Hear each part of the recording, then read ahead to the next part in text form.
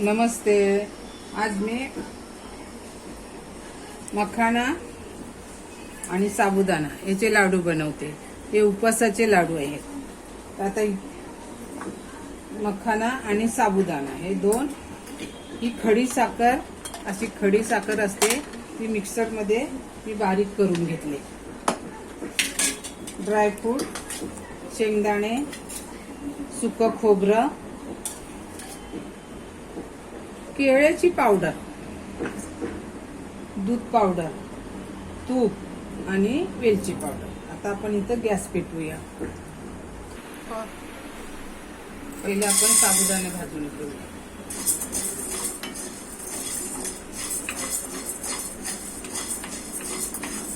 काळा करायचा नाही आणि लाल पण नाही करायचा.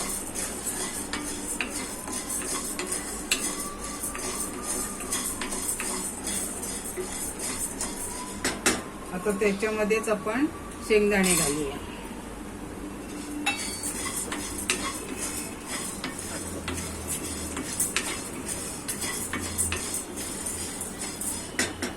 त्याच्यामध्येच मखाणे घालूया, पण मखाणे अगदी कुरकुरीत झाले पाहिजे.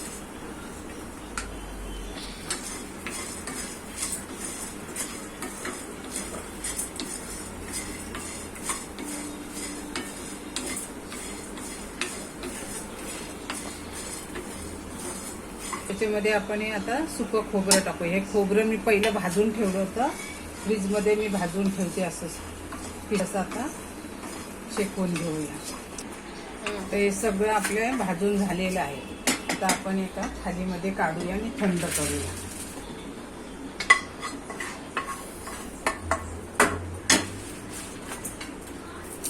हे बघा चुरा होतोय. असे कुरकुरीत करून घ्यायचे मखाने.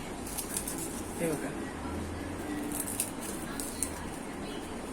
आता ह्याला आपण थोडं थंड करूया. हे थंड झाले. आता मिक्सरच्या जार मध्ये आपण त्याला बारीक करून घेऊया. सरसरीत वाटा नाही तर बारीक वाटा, कसेही वाटले तरी चालते, काही फरक पडत नाही. हे बघा, हे असं सरसरीत वाटून घेतले. इथे एक पॅन तापत ठेवले. त्याच्यामध्ये आपण सध्या 2 चमचे तूप घालूया, नंतर लागलं तर परत घालूया.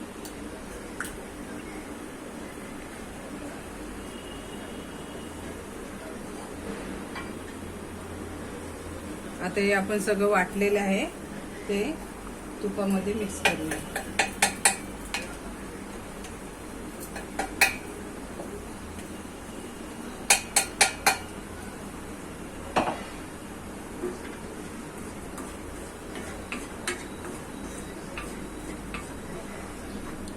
अजून तूप लागायची शक्यता आहे, म्हणून मी अजून 1 चमचा अजून टाकते.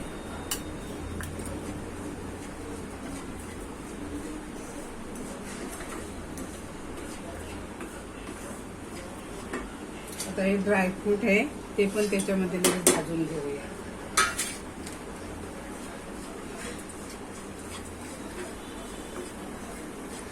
असं भाजून घ्यायचं की त्याचा चांगला वास सुटला पाहिजे. अजून 1 चमचा मी तूप घालते. एकूण 4 चमचे आपल्याला तूप लागलं तर परत घालू शकता, पण लागायची शक्यता नाही.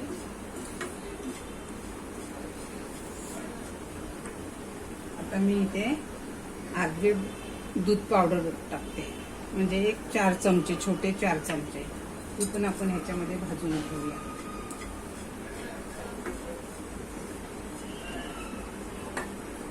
एक केळ्याची पावडर. फ्रीज मध्ये ठेवल्यामुळे ती थोडी भाजून घेतली ना की त्याचा ओलसरपणा निघून जातो, म्हणजे लाडू बरेच दिवस टिकतात आपले. केळ्याची पावडर तुम्हाला ऑनलाईन भेटू शकते. मस्त वास यायला लागला.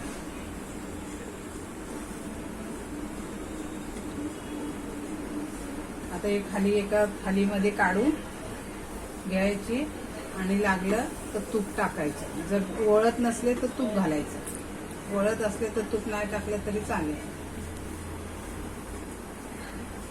आता हे चांगलं भाजून झालेले आहे आपलं. आता एका थालीमध्ये आपण काढून घेऊया.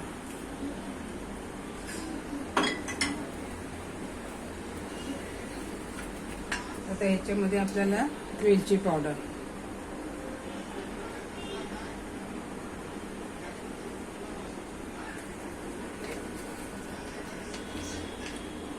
आणि खडी साखर आपण बारीक करून घेतले ती घालूया. थोडस थंड होऊ द्या.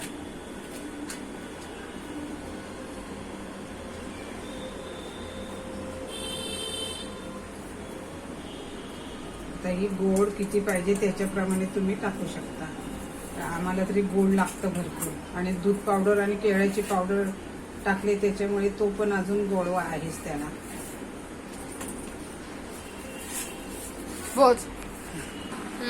साखर गुळ न वापरता खडी साखर वापरून मखाणे आणि साबुदाण्याचे उपवासाचे लाडू.